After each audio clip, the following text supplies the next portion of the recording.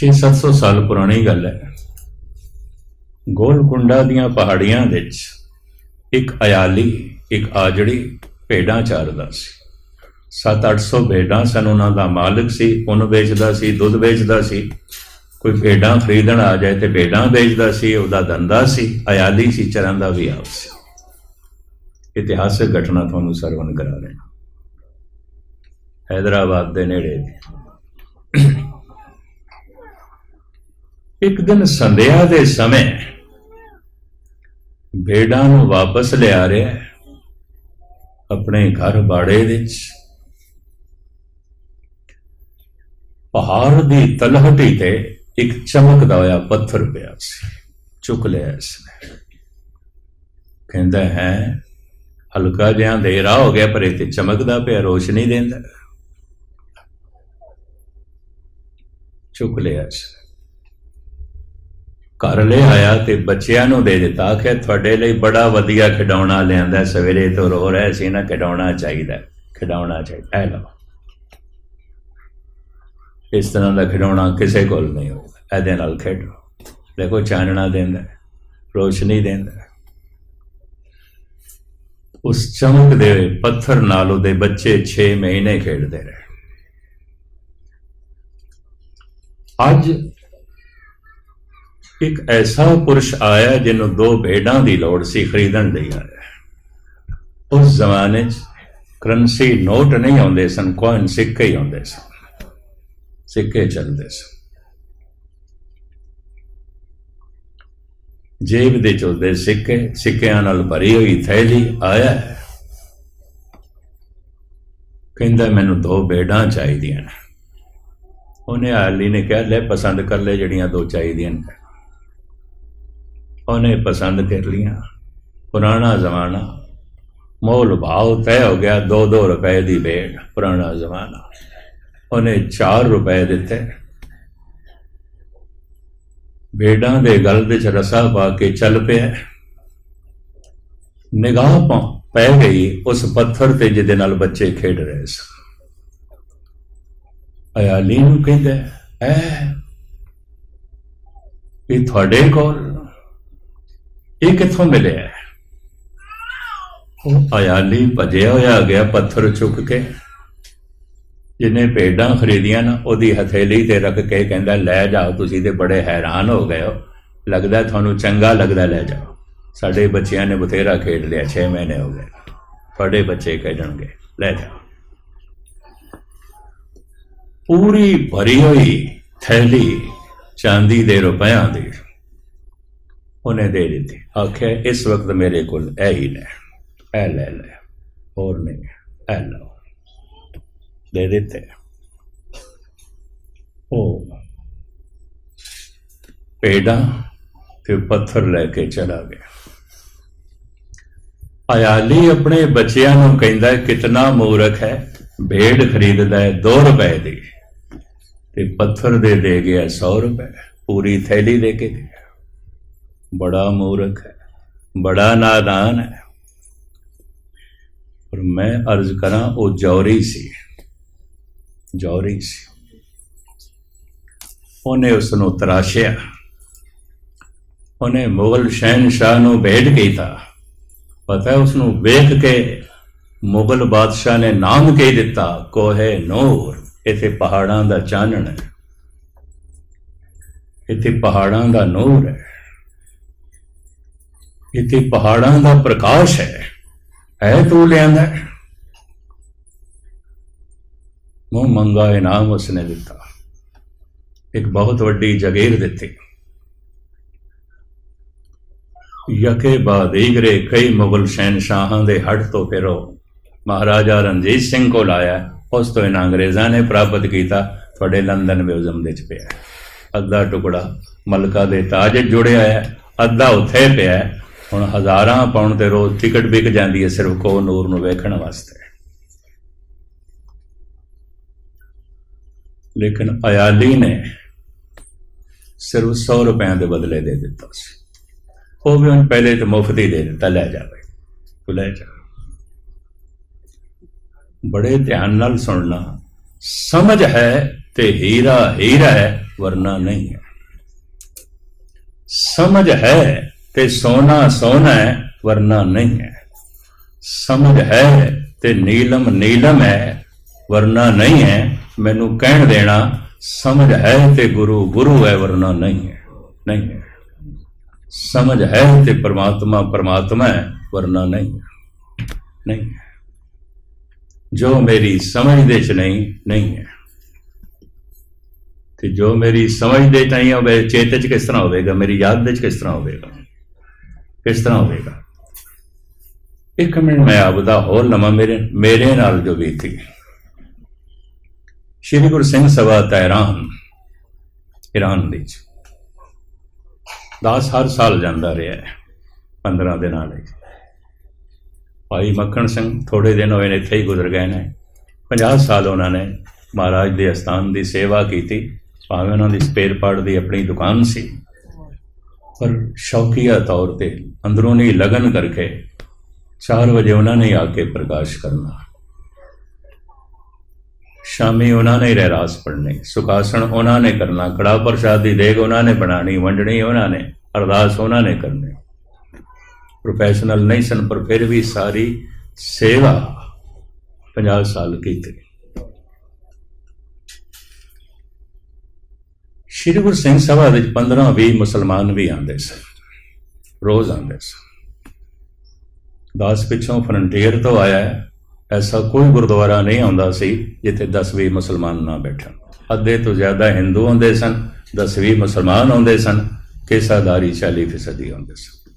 District ਬੰਨੂ, ਪਿਸ਼ੌਰ, ਕੋਹਾਟ, ਡੇਰਾ smell Khan, ਹਜ਼ਾਰਾ, ਮਰਦਾਨ, ਉਸ ਪਾਸੇ ਇਹੀ ਕੁਝ ਸੀ। ਆਉਂਦੇ ਸਨ ਮੁਸਲਮਾਨ। ਕੁਛ ਮੁਸਲਮਾਨ ਮੰਗ ਵੀ ਕਰਦੇ ਸਨ, ਕਬੀਰ ਦੇ ਸਲੋਕ ਸੁਣਾਓ, ਫਰੀਦ ਦੇ ਬੋਲ ਸੁਣਾਓ। ਰਾਗੀਆਂ ਨੂੰ ਕਹਿੰਦੇ ਸਨ, ਕੀਰਤਨੀਆਂ ਨੂੰ ਕਹਿੰਦੇ ਸਨ। ਔਰ ਮੈਨੂੰ ਅਜੇ ਤੱਕ ਵੀ ਯਾਦ ਹੈ, ਮਸਤੀ 'ਚ ਝੂਮਦੇ ਮੁਸਲਮਾਨ ਗੁਰਦੁਆਰਿਆਂ 'ਚ ਬੈਠੇ ਹੁੰਦੇ ਸਨ। ਮਸਤੀ 'ਚ ਝੂਮਦੇ ਹੋਏ ਸਹਿਜਧਾਰੀ ਬੈਠੇ ਹੁੰਦੇ ਸਨ। ਸਹਿਜਧਾਰੀ ਉਹਨਾਂ ਨੂੰ ਕਹਿੰਦੇ ਸਨ ਜੋ ਹੈਗੇ ਤੇ ਹਿੰਦੂ ਲੇਕਿਨ ਇਸ਼ਟ ਬਣਾ ਬੈਠੇ ਗੁਰੂ ਨਾਨਕ। ਕੇਸ ਰੱਖ ਕੇ ਤੇ ਫਿਰ ਕਟਾ ਕੇ ਬੈਠੇ ਨੇ। ਗੁਸਤਾਖੀ ਮਾਫ, ਸਹਿਜਧਾਰੀ ਨਹੀਂ, ਇਹਨਾਂ ਨੂੰ ਪਤਤ ਕਹਿੰਦੇ ਨੇ। ਮਾਫ ਕਰ ਦੇਣਾ ਮੈਨੂੰ, ਮੈਂ ਇੱਕ ਦਫਾ ਫਿਰ ਮਾਫੀ ਮੰਗਾ। ਇਹਨਾਂ ਨੂੰ ਸਹਿਜਧਾਰੀ ਨਹੀਂ ਕਹਿੰਦੇ। ਹਿੰਦੂ ਨੇ, ਹਿੰਦੂਆਂ 'ਚ ਹੀ ਸਿੱਖ ਬਣੇ, ਸਾਰੇ ਹਿੰਦੂਆਂ 'ਚ ਹੀ ਬਣੇ। ਗੁਰੂ ਨਾਨਕ ਦੀ ਬਾਣੀ ਤੋਂ ਪ੍ਰਭਾਵਿਤ ਹੋ ਗਏ, ਗੁਰਦੁਆਰੇ ਆਉਣ ਲੱਗ ਪਏ, ਇਸ਼ਟ ਮੰਨ ਬੈਠੇ ਗੁਰੂ ਨਾਨਕ ਨੂੰ। ਸਹਿਜਧਾਰੀ ਨੇ ਕਿਸੇ ਦਿਨ ਪ੍ਰਭਾਵਿਤ ਹੋ ਕੇ ਫਿਰ ਕੇਸਾਧਾਰੀ ਵੀ ਹੋ ਜਾਣਗੇ, ਸਿੰਘ ਹੋ ਜਾਣਗੇ। ਸਿੱਖਦੇ ਹਨ ਜੋ ਗੁਰੂ ਨਾਨਕ ਨੂੰ ਮੰਨਦਾ, ਸਿੱਖਦੇ ਹਨ। ਸਿੱਖੀ ਸਿੱਖਿਆ ਗੁਰੂ ਵਿਚਾਰ। ਖੈਰ ਮੁਖਤਸਰ ਜੋ ਹੈ ਮੈਰਿਜ ਕਰਾਂ, ਉੱਥੇ 10-15 ਮੁਸਲਮਾਨ ਵੀ ਆਉਂਦੇ ਸਨ। ਮੇਰੇ ਪੁੱਛਣ ਦੇ 'ਚ ਦੱਸਿਆ ਮੈਨੂੰ 2-4 ਸੱਜਣਾ ਨੇ ਦੁਬਈ ਦੇ 'ਚ ਅਜੇ ਵੀ ਆਉਂਦੇ ਨੇ। ਭਾਵੇਂ ਇਸਲਾਮੀ ਹਕੂਮਤ ਬਣ ਗਈ, ਉੱਥੇ ਬੜੀ ਕਟਰ ਹਕੂਮਤ ਬਣ ਗਈ ਹੈ, ਲੇਕਿਨ ਫਿਰ ਵੀ ਕੁਛ ਮੁਸਲਮਾਨ ਗੁਰਦੁਆਰੇ ਆਉਂਦੇ ਨੇ। ਇੱਕ ਮੁਸਲਮਾਨ ਤੇ ਉੱਥੇ ਕੀਰਤਨ ਵੀ ਕਰਦਾ ਸੀ, ਇਹ ਵੀ ਮੈਰਿਜ ਕਰ, ਉਹਨੇ ਸਿੱਖ ਲਿਆ ਸੀ। ਝੂਮ ਝੂਮ ਕੇ ਕਰਦਾ ਸੀ, ਮਸਤੀ 'ਚ ਕਰਦਾ ਸੀ। ਖੈਰ ਮੁਖਤਸਰ ਮੈਰਿਜ ਕਰਾਂ। 15 ਦਿਨ ਬਾਅਦ ਕਥਾ ਦੀ ਸਮਾਪਤੀ ਤੇ ਜੋ ਮੈਂ ਭਾਰਤ ਵਾਪਸ ਆਣਾ ਸੀ,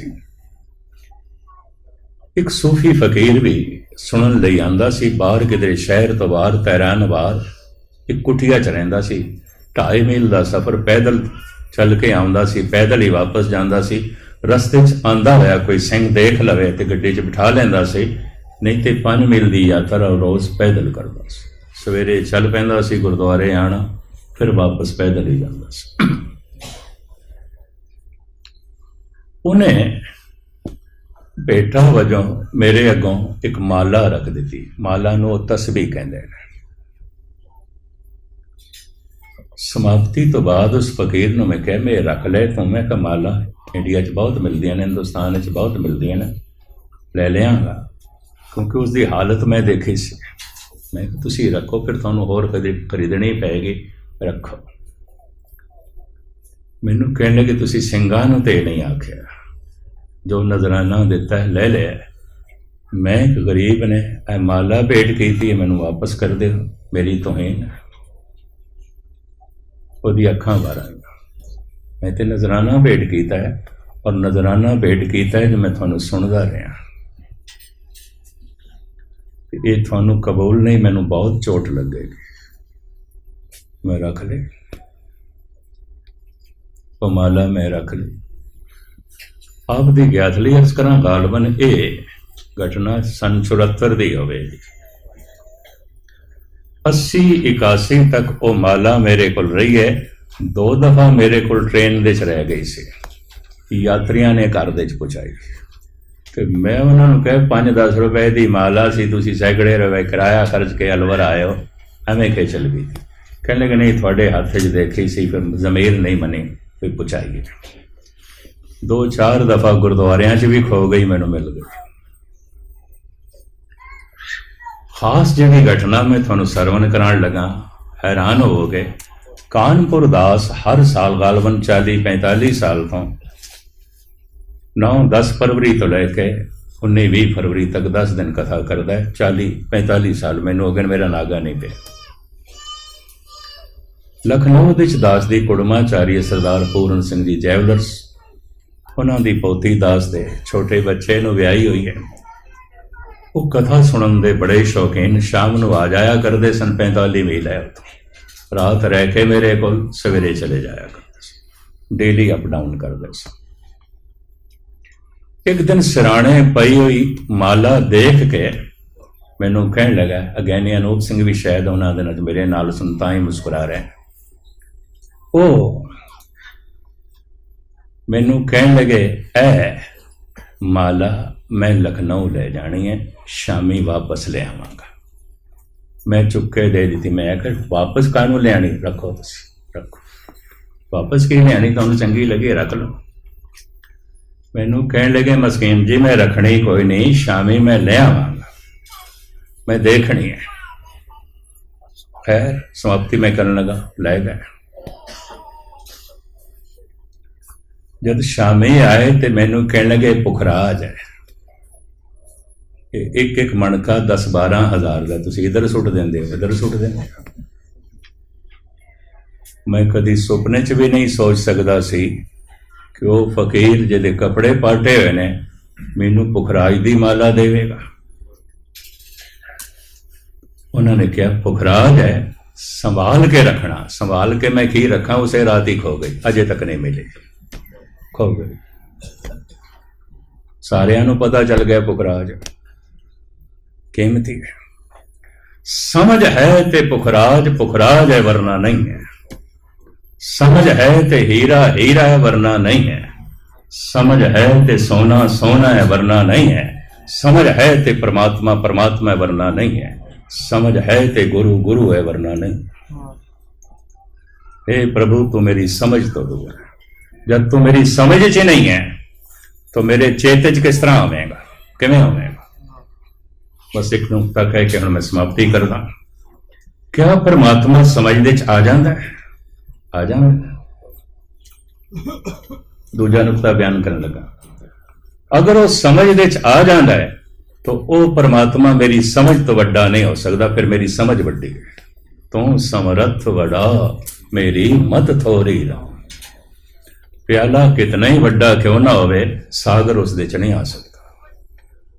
समझ कितनी ही वड्डी क्यों ना होवे, परमात्मा नूं नहीं समझ सकती।